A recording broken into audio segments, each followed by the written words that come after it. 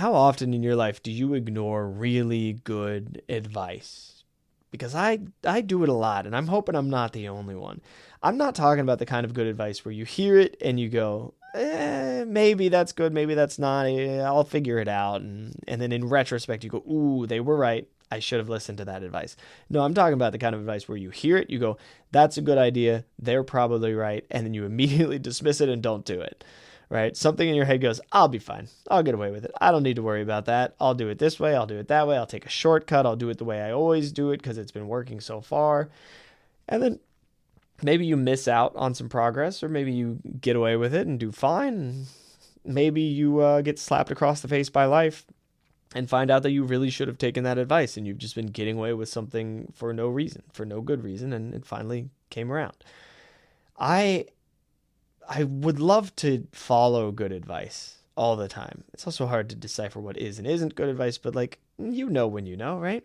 It would be nice when I genuinely know that something is good advice for me to just go, okay, I'm going to do that. And for that reason, today I'm exploring the reasons why I do not follow good advice, even when I know it's good advice. And I think one of the biggest ones is, yeah, but that would take a lot of time and energy. And I don't want to, like, yeah, I want to be good at this thing, but like, I don't, it's not that important to me to where I actually do it well. I'll explain more as we get into the episode. This is Game, Develop, Repeat. I am your host, Chris, and as always, thank you for joining me.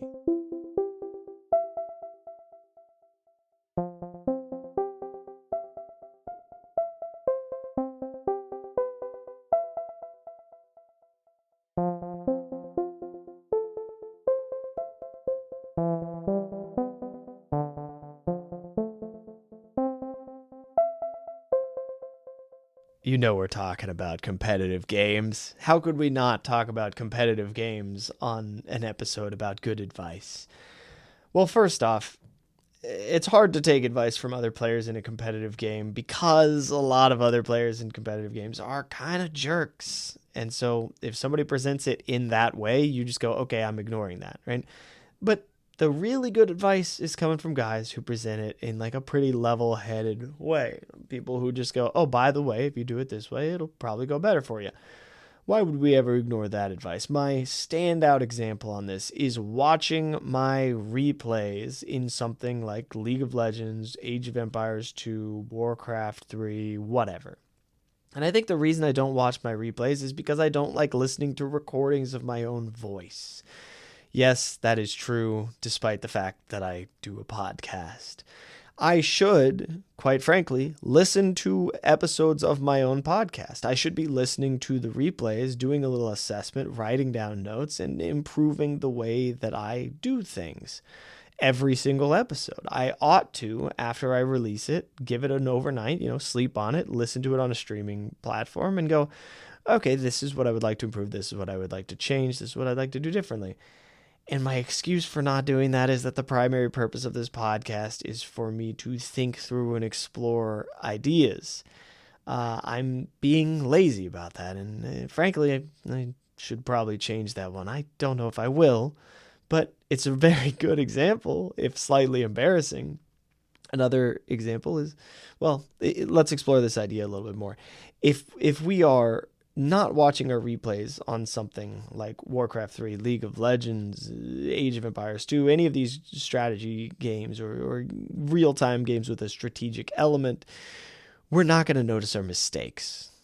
And we like to think in the round during the match while we are in the heat of the kitchen, we have the replay going in our head. We like to think, no, I can assess.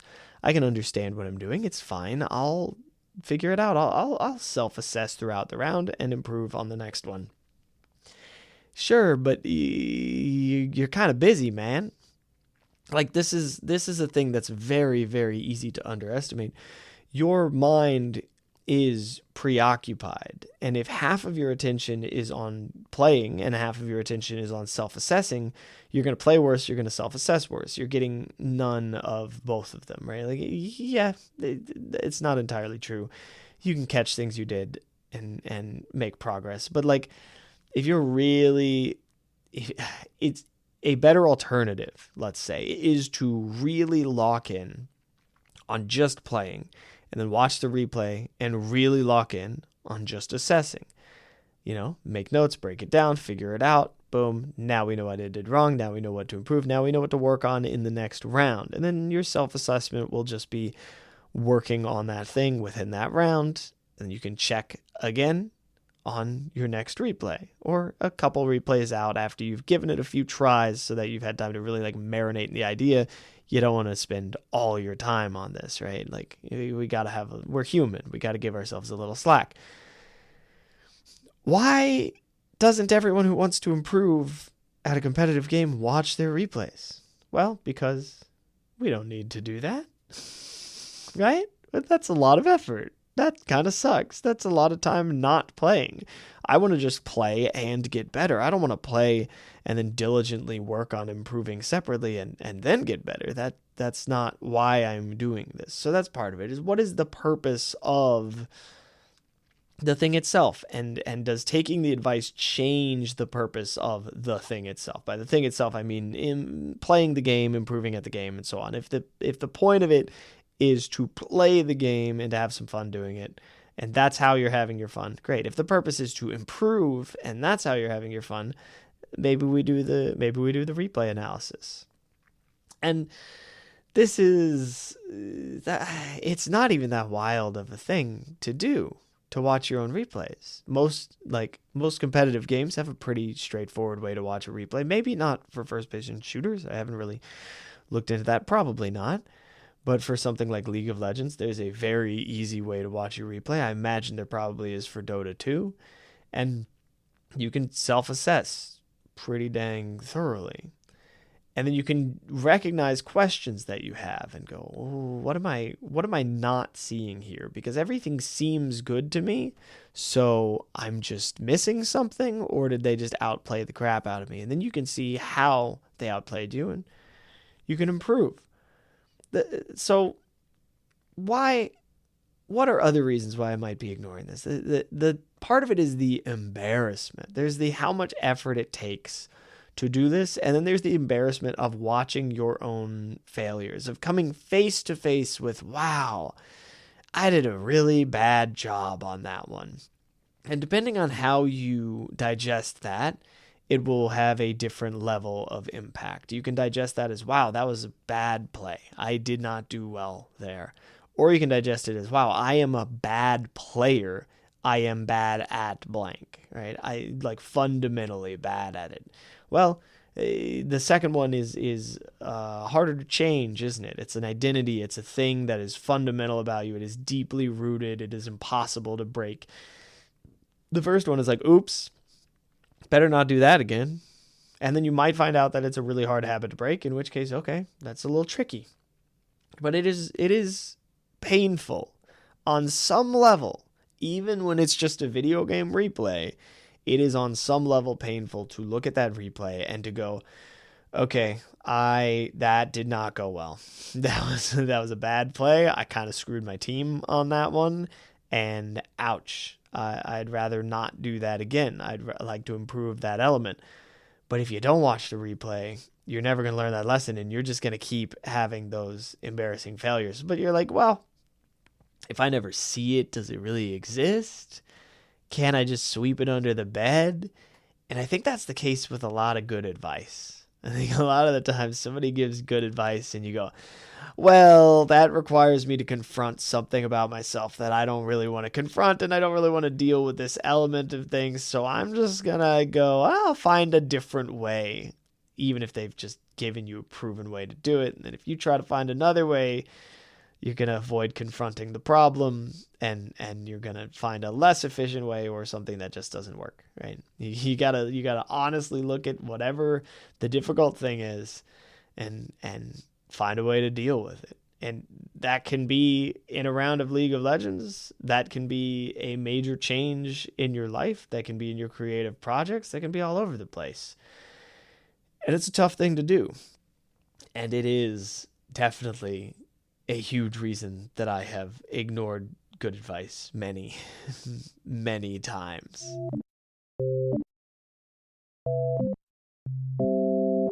All right, let's talk about good advice that I've ignored in the realm of creativity. In the realm of music performance, it's the replay thing that we already talked about. I never really recorded myself and listened back to it, partially because I just didn't like the hassle of recording it and listen back to it. I found it weirdly inefficient, and then I justified my decision not to by going, oh, but it takes so much time. I should have. It would have been extremely valuable, and I think that was all just an excuse to not listen to my own playing or something like that. Now, in the realm of creativity, I'm a little better about doing post-mortems. I'm a little better about looking at a project and going, okay, what was missing? What's going right? What's going wrong? I'm not good about getting to the end of a project and calling it done. That's good advice that I've had trouble following. It's good advice that's hard to follow, which I think is a reason why I haven't done it. It's very difficult to finish your projects, right? There are a lot that just go by the wayside, and I think that's okay, but I think it's important to have a moment of this is done, time for a postmortem. Like, we're abandoning this, it is finished, that is the end, done. And here's something that ties into that, right? So that would make it easier for me to do postmortems, which would be good, which would help me follow good advice. That's two pieces of good advice that I've been ignoring a little bit. Not enough postmortems and not enough finishing projects. Now, next one would probably help and probably ties in with those two, and it's goals. I feel like I have a justification for this one, and I am probably going to defend it too much, and I'm probably wrong. But I don't like having a lot of goals. I don't like having very specific goals. I like having a repeated thing that I'm doing, but I don't like having the kind of goal that's like, I will do this by this date. I don't like deadlines. I have a big resistance against timers in general. I don't like feeling like, oh, I have to have this done by this time. It's a deep, I have a deep resistance to it for probably no reason that's easy to explain.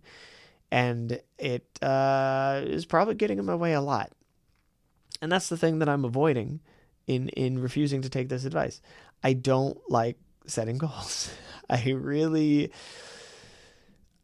have a justification. I'm going to make my justification now. I think that a goal can crush you if missed, or can remove all the fun, or can be just a very frustrating experience. I say this, but I had a great time making Soot. Soot was a very goal-based project. I enjoyed most of it. Towards the end of it, as the goal was coming up, as the deadline was coming up, I had a little period of time where it just wasn't that fun. But I don't think that's because I set goals. I think that's because I was getting weirdly, I was having these weird end of project dread thing. I don't know. And maybe you've experienced this where you have a large project and you get towards the end of it and you kind of just feel like, I don't want to finish this. I don't want to call this done. And you kind of stop working on it as much to not have it done. And then you go and you gotta finish it anyway. That was a rough little experience that taught me a lot about my own development process. And I don't know why I haven't done. Maybe that's why I haven't done as many goals for game development, or maybe it's just because I haven't had a big project to tackle since then, with all these life changes. I'm sure there's all sorts of weird reasons I can cite, but the goal thing, I like having a direction to move in, and that's what I want a goal to serve as. And I think in my head, when I set a goal, it doesn't act as a direction to move in, and that's what I think it ideally acts as. I think ideally it is just a finish line, and if you don't hit the finish line, it's okay. It's not a huge deal. We just go, okay, let's reassess. What happened? Where are we going? What are we doing? What do you want to change for next time? Look at how far you came. You made a ton of progress. Good stuff. What are we doing differently? Was the goal unrealistic? So on and so on, right? Like, that's good. That's a good thing. That's a healthy thing. That's positive. I really would benefit from setting more goals. And that is something that I'm doing, actually. I spent a lot of time today figuring out I thrive on routines until I don't.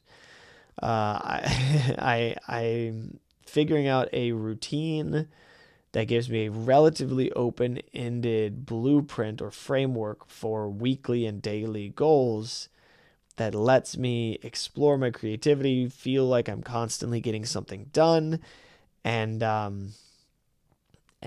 and not get so paralyzed by, ooh, what's the next big goal? Because that's a big part of it, is when I'm looking for a big goal, I kind of go, it has to be good enough. It has to be worth the time. It has to be worth the effort and the planning and the guarantee that I'm going to hit it. Because generally when I set a goal, I kind of make sure that it's something I'm going to pull off, which also may be a misuse of goal setting. Maybe we need a little more stretch goals. Maybe we need a little bit more like, shoot for the moon. Even if you miss, you'll land among the stars, which is one of the worst inspirational posters from my childhood. But the sentiment of like, shoot high, dude. Like, you're going to learn a lot. But there's just something about failing a goal that I really don't like. And so that's why I haven't followed that advice. That was a good chat. Thank you. Thank you for listening to that. Maybe I'll set more goals. Maybe all I need to do is just look at them and go, yeah, it's a guideline.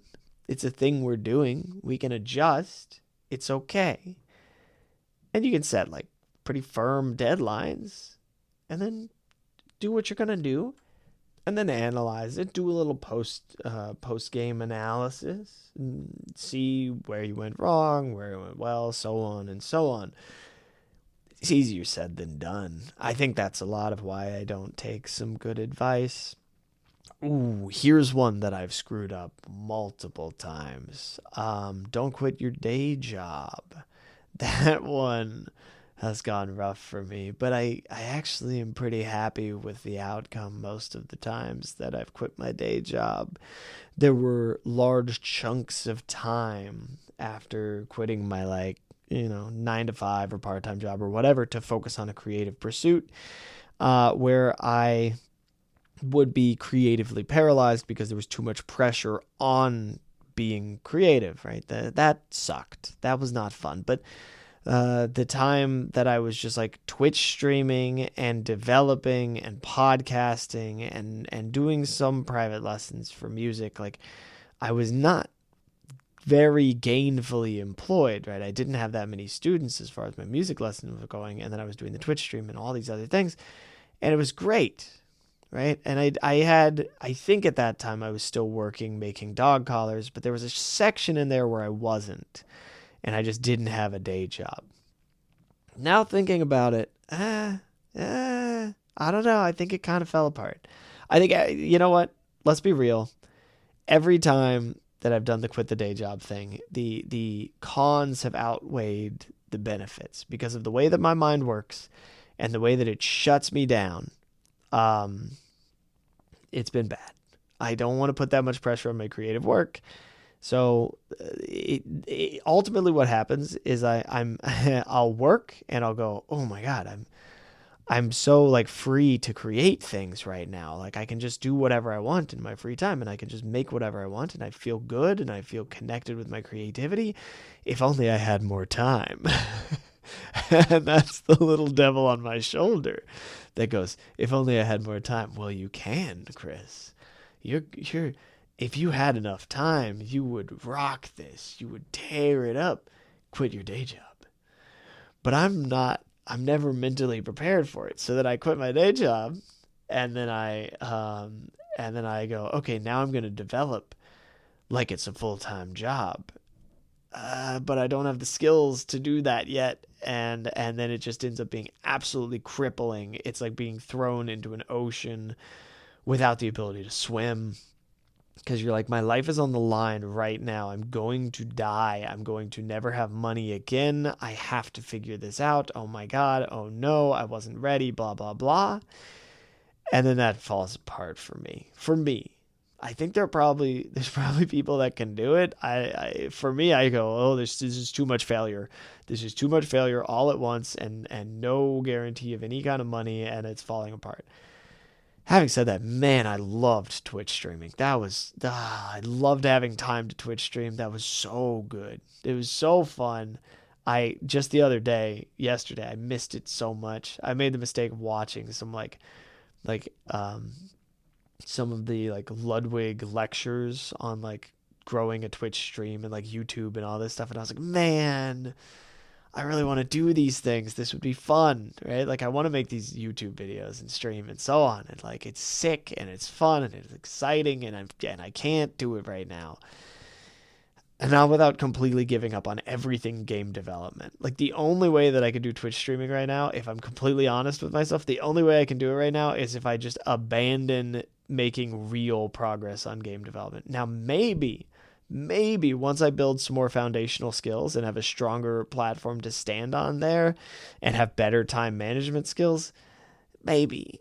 But like, God, I miss it. I'm sorry to dump this on all of you. For those of you who really like the Twitch stream, all I can say is I'm sorry that I abandoned you, because I really was like, I will be back tomorrow, and then I did not come back. I came back for like 2 hours, and then I was like, I can't do this. I'm exhausted. It was such an absolute crash and burn for me.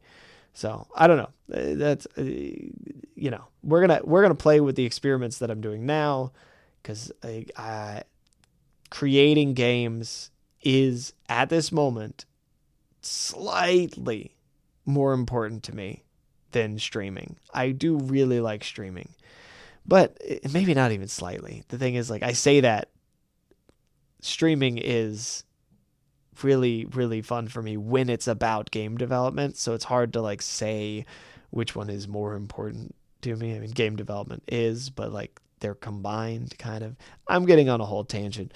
Let's go back to talking about good advice. I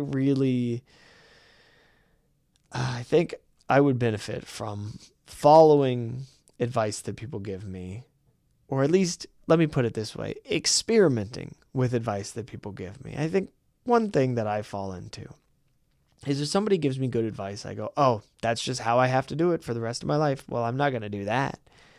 Instead of going, oh, I'll try that. That's all I got to do. I just got to go, oh, I'll give that a try. It's not, oh, I had the wrong answer, they had the right answer, and now I'm going to do it the right way. Because then there's this weird little egotistical thing too that's like, I was right. No, I don't want to admit that I was wrong. My way is good and your way is just different. No, whatever. Just try the good advice, and then if it's not good, maybe even ask questions and go, hey, I tried this. I don't know if I'm fully understanding your advice. Could you help me out with it? Because I think I'm doing it wrong. Or maybe it doesn't work for me, I'm not sure, but could you give me a little bit of guidance, because I think I've misunderstood you. Or if you're sure that it doesn't work for you, you just go, okay, I tried it. Fair enough. Good enough. All right. Apparently that's not the right way for me. So, game development summary, I think I said it basically this week, was story mode, and it did not land for me. I was trying to do a story-based project, and the story is all that I'm excited about in that context. Maybe I didn't say this. So then all I do is work on the story, and I don't implement the actual game design itself, so I don't do anything in the engine, so then I don't develop the skills that I want to develop right now. I have more experience writing than I do programming and designing, so I would rather be working on the programming and designing than on the writing.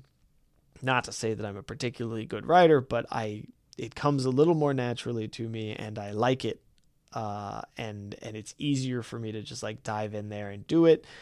And I have more experience with it. So I'd rather be working on my weaknesses on that one, because I think, boy, do I still have some weaknesses on writing though. Good God.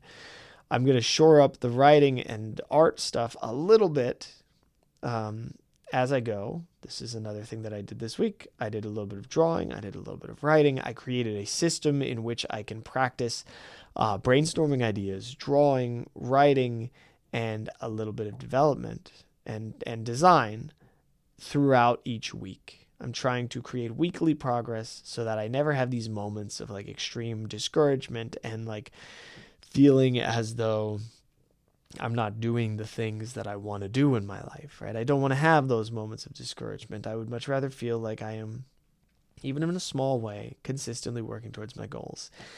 If that means sacrificing time playing games, that's fine. If that means sacrificing a little bit of time at the gym, that's a little harder for me. I haven't decided on that one yet. Trying to have both worlds on that one.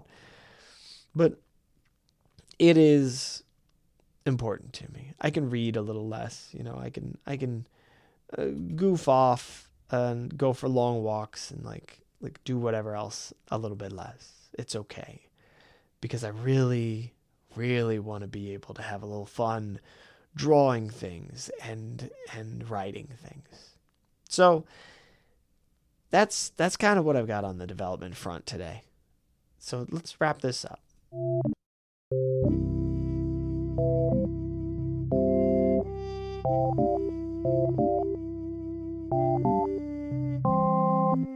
Here's my question for today. What is the best piece of advice that you have just completely ignored? And why did you ignore it? For me, it's probably been the replay thing, which is why I harped on it so much in this episode, because it's come up in so many different contexts, and I really don't like doing it. It's a great reality check. It's a very important thing to do, and I have ignored it many times. And every time that I don't ignore it, every time I dive in on it and actually do it, it is fantastic and extremely helpful. I do it in journaling, though. There are places where I do it, and I do it for like mental health type stuff, which has been very helpful, actually. I do it for journaling and for uncovering my own ideas and kind of revisiting them. That's quite recent with my little journal that I carry around everywhere I go. That's been extremely helpful, just having a little idea journal so that I can revisit ideas. That I didn't even think about it until now, but that's kind of the replay thing all over again. So that's the best advice that I should just take regularly, and I'm working on that. We're making progress with it, so that's good. That's nice. What's yours? You can hop into the Discord. And also, I haven't said it in a while, or in a few episodes at least, I've got an email for this podcast. It is anxiousbuddhagames@gmail.com. You can email me there. For people hitting me up in the Discord, I have stricter limits on my phone than I have ever had in my entire life. That doesn't mean I've been grounded by somebody. I am using a dumb phone for my day-to-day life, and I keep my smartphone away from me as much as possible, basically. So I'm not checking the Discord as consistently. You can still reach out. I'll still get to you. I'll still check things out. At me if you want me to respond. And if you really want me to respond, email me. I'll get back to you. It will have a delay. Sorry. That's everything. That's all I got for you. Thank you, as always, for joining me, and I'll see you in the next one. Until then, get out there, make some stuff, and have fun with it. Bye-bye.